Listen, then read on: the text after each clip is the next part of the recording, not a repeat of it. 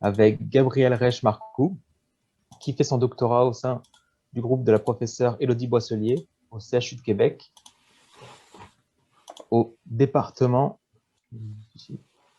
d'ophtalmologie et d'autorhinolaryngologie. Et Gabrielle va nous parler de l'encapsulation des médicaments. Donc Gabrielle, c'est quand tu Oui, merci beaucoup pour l'introduction. Donc, je m'appelle Gabrielle Reich-Marcoux, je suis une étudiante au doctorat sous la supervision de la professeure Élodie Boisselier.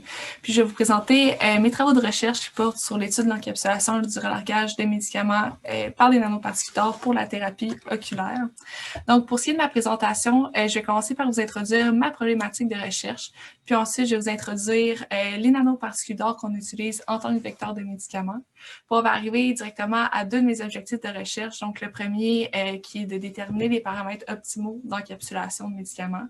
Puis le deuxième qui est la mise en place d'un protocole qui permettrait de mesurer le relargage des médicaments préalablement encapsulés. Puis évidemment, je vais terminer avec les conclusions et les perspectives.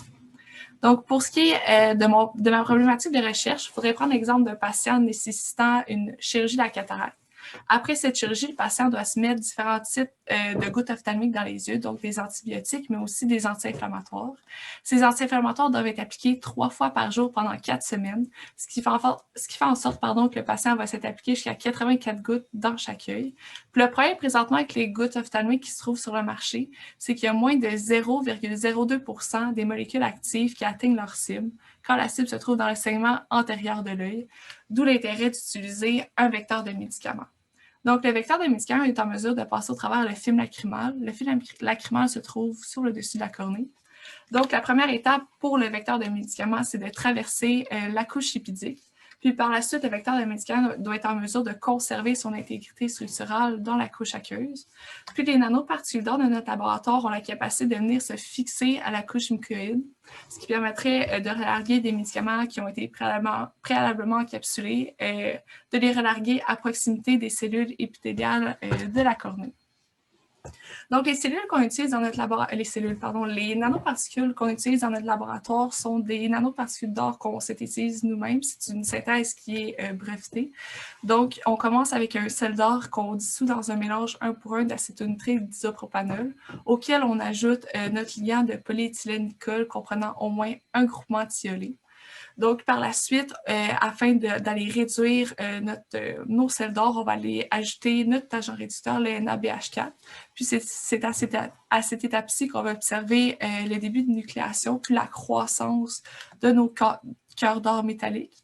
Mais les cœurs d'or vont être rapidement stabilisés par la présence de nos ligands de polyéthylène-glycol comprenant le groupement thiolé. Donc, on va obtenir nos nanoparticules d'or qui seront purifiées par dialyse, puis ensuite vont être caractérisées avant d'être employées dans nos expériences d'encapsulation et de relargage. Donc, les nanoparticules d'or qui sont issues de cette synthèse sont considérées comme étant ultra stables, donc, parce qu'elles sont capables de résister à différentes conditions différentes. Donc, premièrement, les nanoparticules d'or sont en mesure de résister à plusieurs cycles de lyophilisation de 24 heures. De plus, on est en mesure de les chauffer à 65 degrés Celsius pendant toute une nuit, 3 nuits de suite, sans avoir d'impact sur l'intégrité structurelle de la nanoparticule d'or. Aussi, on est en mesure de les ultracentrifuger pendant 45 minutes plusieurs fois. De plus, dans un contexte biomédical, les nanoparticules d'or présentent une résistance aux sels, c'est-à-dire qu'elles ne vont pas s'agglomérer ou s'agréger en présence de sels. De plus, les nanoparticules d'or résistent à l'autoclave, donc c'est possible de les stériliser par autoclave, donc ce qui est un intérêt majeur quand on parle d'application biomédicale. Pour ce qui est des cinétiques d'encapsulation, on décide d'utiliser la spectroscopie UV visible et de profiter de l'effet LSPR des nanoparticules d'or. Donc, ce qui se produit quand on met une nanoparticule d'or dans un champ électromagnétique, c'est que la densité électronique du cœur métallique va s'aligner à l'opposé de l'orientation du champ électrique. Ça se traduit dans un spectre UV visible par l'apparition de cette bande-ci qui est la bande plasmon. La bande plasmon est vraiment sensible à différents facteurs. Donc, par exemple, le diamètre de cœur. Si on fait varier le diamètre du cœur métallique, on va venir faire varier la position du sommet de la bande plasmon. La même chose est vraie pour le nombre de ligands, le pH, la température, ou si jamais, pour une raison quelconque, les nanoparticules d'or commencent à agréger, on va observer un déplacement du sommet de la bande plasmon. Mais ce qui va nous intéresser pour les expériences de cinétique d'encapsulation, c'est le fait qu'il y ait une présence de molécules près du cœur métallique va venir faire changer la position du sommet de la bande plasmon. Puis c'est de cette façon aussi qu'on vient suivre nos cinétiques d'encapsulation.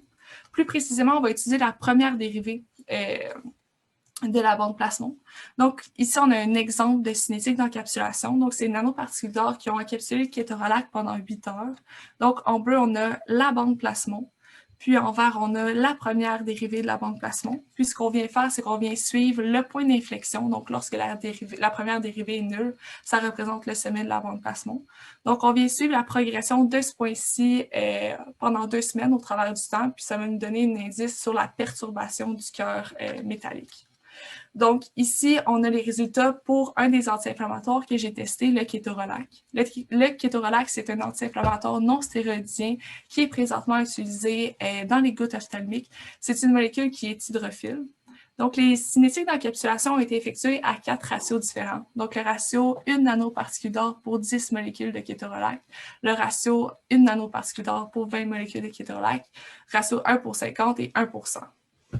Donc, sur les graphiques, qui donne l'information sur le déplacement du point d'inflexion, donc le déplacement du sommet de la bande plasmon suivi par la première dérivée en fonction du temps. Si par exemple on prend l'expérience 1 sur 100, donc on voit qu'il y a une première perturbation du cœur métallique, puis suivie d'une deuxième perturbation du cœur métallique.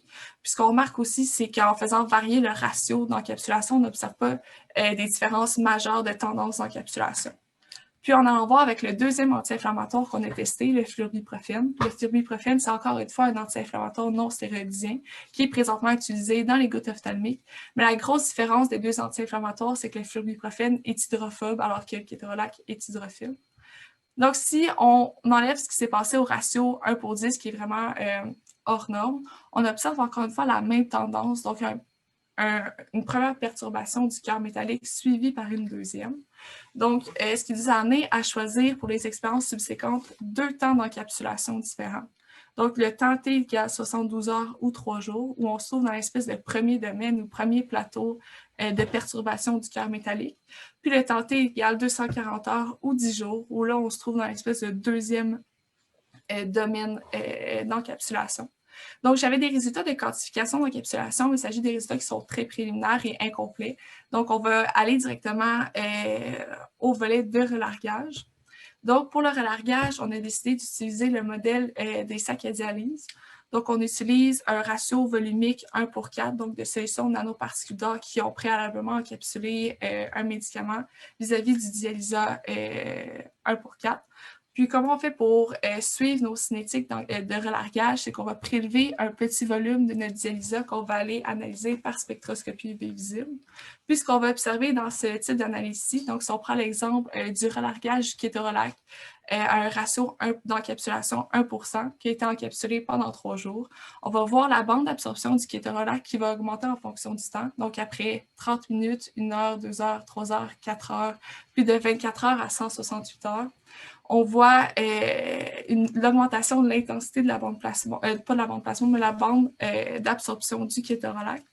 Puis, on est capable d'aller tracer une courbe d'étalonnage afin d'aller associer une concentration à cette absorbance-ci. Puis, lorsque la concentration est constante, que le relargage est terminé, on peut aller mesurer la concentration de relargage qui est la concentration qui a été relarguée. Puis, on met ça en pourcentage, puis on peut aller voir l'impact, disons, d'encapsuler le kétorolac pendant 3 jours versus 10 jours. Puis, ce qu'on remarque, c'est qu'on n'a pas un avantage majeur à attendre 7 jours supplémentaires parce que les pourcentages de largage du kétorolac sont pas vraiment significativement différents. Puis si, par exemple, on décide d'aller comparer les pourcentages de relargage de nos deux anti-inflammatoires, le flurbiprofène et le kétorolac, après avoir été encapsulés pendant 10 jours, ce qu'on remarque, c'est que le kétorolac a des pourcentages de relargage qui sont plus élevés que le flurbiprofène. Donc, ces pourcentages de relargage plus élevés pourraient provenir tout simplement de la nature de ces molécules. Le kétorolac éthydrophile va préférer le tampon aqueux dans lequel on fait nos expériences, tandis que le flurbiprofène, qui a été préalablement encapsulé dans les nanoparticules d'or, se trouve dans la couronne amphiphile polymérique des nanoparticules d'or, va préférer cet environnement-ci qui est amphiphile, pas nécessairement hydrophobe, plutôt que le tampon aqueux dans lequel on fait nos expériences. Donc, en conclusion, pour ce qui est de mon volet d'encapsulation, tout d'abord, on a vu l'apparition d'espèces de domaines ou de plateaux d'encapsulation. Puis, ce qu'on a remarqué principalement, c'est que le cœur métallique était perturbé, peu importe l'hydrophobicité de la molécule. Puis ça pourrait nous amener à étudier l'impact de la nature de la molécule sur les tendances d'encapsulation. Pour ce qui est du volet relargage, on a réussi à mettre au point un protocole qui nous permettait de mesurer le relargage. Puis non seulement on a réussi à qualifier, mais à quantifier le relargage en utilisant la spectroscopie visible. Puis ce qu'on a remarqué principalement, c'est que les pourcentages de relargage des molécules hydrophiles étaient plus élevés que les pourcentages de relargage des molécules hydrophobes. Puis aussi, ce qu'on a remarqué, c'est que les concentrations des médicaments n'avaient pas lorsqu'on encapsulait, n'avaient pas un impact sur leur pourcentage de relargage. Puis, finalement, j'aimerais remercier toute mon équipe de recherche ainsi que tous les organismes subventionnaires. Merci beaucoup. Merci beaucoup, Gabrielle. Donc, comme d'habitude, on va passer à la période de questions. Donc, n'hésitez pas à prendre la main. Je crois que les gens commencent à avoir faim. Moi, j'aurais une petite question très très bête, parce que je ne suis pas du tout dans le milieu. Niveau expérimentalement, comment tu fais pour mesurer ce qui a été relargué, tout ça? Dans le fond, on utilisait les sacs à dialyse, donc on met toutes les solutions qu'on a préalablement encapsulées. Donc, on met en contact les nanoparticules d'or avec les médicaments, vont rentrer dans la couronne polymérique de nos nanoparticules d'or.